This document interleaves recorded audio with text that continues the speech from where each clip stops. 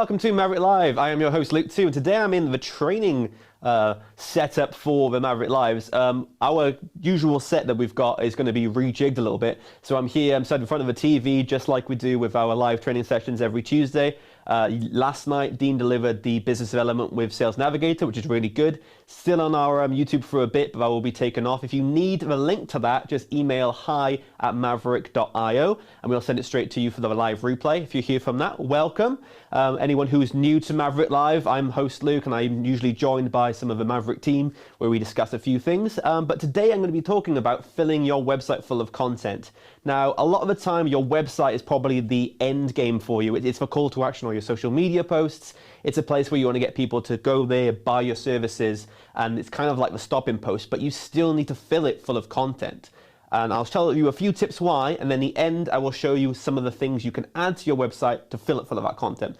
So the first one I've got is to make it interesting. That's your website in general. The content doesn't need to be articles, post videos. It can be all those things, but your website still needs to be interesting. You need to fill that full of content. So you need to write copy to make sure people are interested. It needs to show your audience what it is that they should be caring about. Because if you're just, a blank slate saying, hey, we sell this product, hey, we sell this service, it gets a little bit boring. So you do need to jazz it up with a few bits of copy, maybe some images. A good design is really well. And having good website design is probably like one of the fundamental things if you want to attract the right customers. Because as soon as they land on your page, if it's just a very generic website, if it looks like it's from like 1998, people get turned off like that. No matter how good the product is, if the design isn't there, people just think, well, they haven't spent a lot of money on their design, so what's the point in me carrying further? So the second tip I've got is cross-posting. Now, when you post an article online, it can be your staple piece. If it's on your website, in your article section, you can break that down into social media. But if you have multiple sites as well with different services, you can kind of cross-post some of that information, especially like press releases. So make sure that you are cross-posting throughout all of your platforms. It could be social media, it could be your website, or it could be your personal site. If you're an entrepreneur, you probably have a lot of sites floating around there. So make sure you're cross-posting, make sure you are linking them all together, because there's a lot of orphan content out there which we use for a lot of articles. A good practice is, if you're writing an article piece, is to make sure you link up all the articles together. So maybe you have an article talking about what we do, maybe SEO, and then you've got so about the titles, and then you've got a piece about the titles. You can link them all together. You can interweave maybe like a book of content, so to speak, all the way throughout. So just because you've got a really great piece, that could be a cornerstone piece, you can then feeding other articles towards it saying, hey, this is what I mean when I say this. And then you could just create a generating chain and people will stay on your website, find all your information interesting, and then they'll sell you and buy you from there. They might do a contact from all that information. Tip number 3, social media is your friend. So you might think social media is all about our game. We talk about social selling on Maverrik all the time.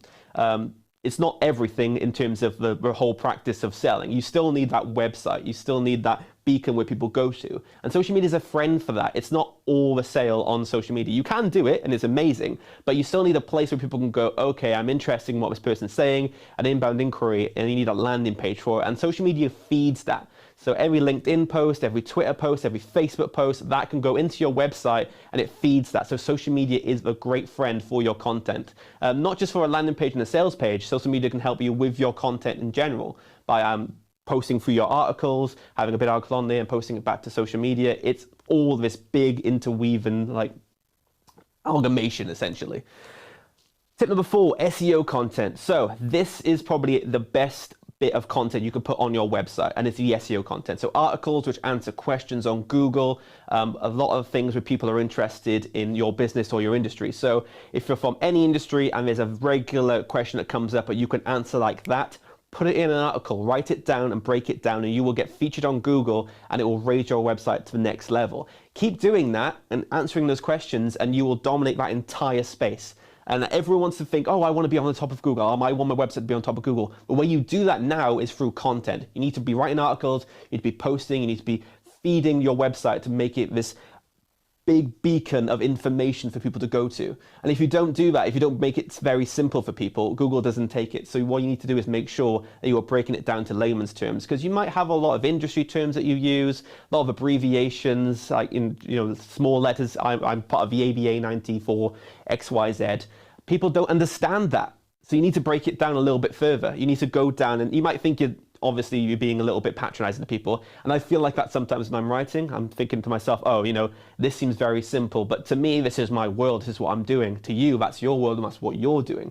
So if you don't break it down and break it down and break it down so it's very easy digestible, not only does it help with reading it, it also helps with the SEO. So you need to make sure you're breaking it down properly. And the last tip I've got here is to update your site. So this one's very important. You need to be updating your site regularly to keep people engaged and to make sure that you are obviously getting your website out there to the right people. If you're putting out articles and you put out a few and then months in between, it kind of feels like maybe the company is slowing down a bit, the growth isn't there. If you're consistently posting out content, it makes the whole place feel alive. It makes your whole web page brighten up a bit. Even if it's like a refresh of design, maybe there's a few new pages on there, anything you can do to update that site and make it new for your existing customers to go there makes it feel like the business is thriving, makes it feel like the business is growing. And you can do it with content all the time. If you're posting on social media about these new article pieces, this new news piece that's come out, these new press releases that come out, it makes everything just feel a little bit more like a good entity which is growing and moving forward, because that's what people want from business. They want you to be fresh, they want you to be exciting. They want you to be that new business that they want to join, because you're going places and people want to join people who are going places. So I've given you 5 tips of why you need to be updating your website with your content, and now I'm going to give you what content you can be adding. So these are just a few tips, things that we use and the things that we create to make our website big, thriving, and whatever I've just said in tip 5. So this is what you can fill your website with. We've got articles, we've got videos, images, white papers, charity work and fundraisers, press releases, all of it's there. So I'll break down white papers for a minute because these are really good for your lead pages. So essentially, white papers can be maybe statistics that you've found out. It could be maybe you've pulled some information online, you've asked a few people about their opinions, or it could be these documents and templates you're using which would help out your clients. So for us, with our sales piece, we've got the one client profile, which lets people understand who their client base is and how to approach them properly. That's a white paper for us. There's got a lot of out there. I think the best ones can be the ones with the statistics on, because people are interested in what the general population is thinking about that industry at the right time. So if you're working in, say, automation, you can talk about this new piece of automation software that's come out, or maybe a new part which is very interesting. It's those little bits which you write about it, you put it in a nice document, and people go, okay, I want to read more about that. I want to open up that document and see it. And all you do is just put it on your website. Just say, hey, this is the download page on social media, and people will go to your website, download it, and then from there, your website will get more views. You're putting more things out there. So that's what a white paper is, and that's what it does. With charity work and fundraisers is an interesting one, because you can also have just a landing page for it, which just shows you're growing a part of your community. I think Google is very big now on local businesses. So if you're doing something in your local area where you're based, you could put that on a nice web page space on your obviously your company website, and say, hey, this is what we're doing. If you want to donate, here we go. And it just proves that you're growing up the community. You're not just this faceless entity, and you care about where you are and where you're from. So those are just a few things you can do to fill your website. Obviously, you've got articles, videos, and images. We've got this video right now which goes onto our YouTube. I'll link you to our website here, just down below.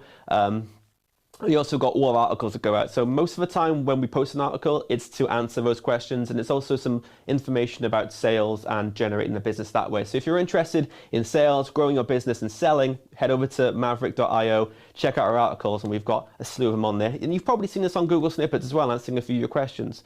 But that's what we do. That's how we fill our website. We want to make it fresh. We want to make it interesting. And that's what you can be doing as well. I've probably rattled on quite a bit and quite fast, actually. This is the first time I've done one of these training-ish sessions. If you want to see how it's done properly, make sure you head on to our YouTube at 7 o'clock on Tuesdays, UK time, and you'll see Dean deliver it. Maybe Terry or Vasco will show it how it's done as well. But this is kind of a non-Maverrik Live, kind of a training Maverrik Live session. So I hope you enjoyed that. We'll be back on Friday for our next show, where I'll be setting up with our new studio. I'll say new studio, it's a new space we're creating. But I look forward to that. Thank you again for watching, and we will see you next time for Maverrik Live.